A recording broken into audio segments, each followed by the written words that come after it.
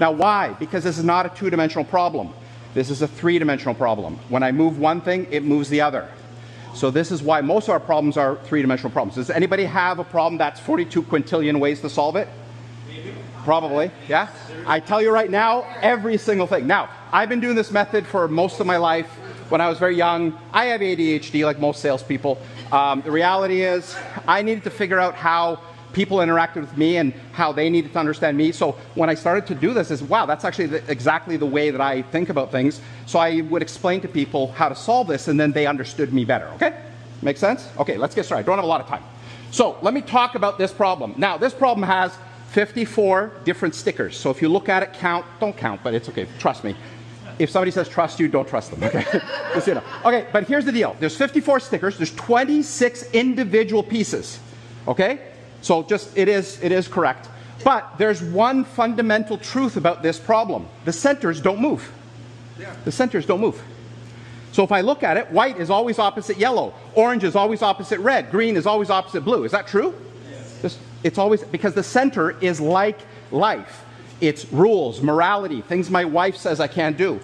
You have to work around that.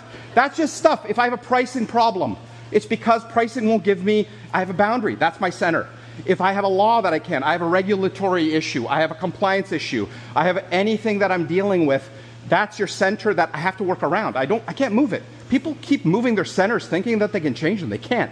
That's just life. Time is a center. I only have a certain amount of time to do this exam. Okay, break down your problem. So let's quickly go through this. So now, if the center doesn't move, then I have to look at really how many pieces are there to this problem.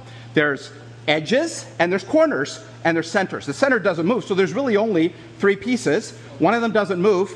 It works around it.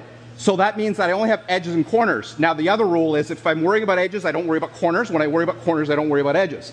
That's called distractions. Does everybody here have distractions?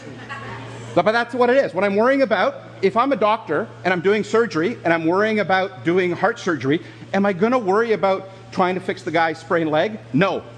Focus, focus, focus on what you have to solve. Now, the other problem is when people try to solve problems, they actually try to solve the problem. You're not. You're solving the lesson. There's only 7 lessons. Next step. This is it. This is the whole way to solve it. There's 7 lessons. First one is the white cross. Now, can everybody see this?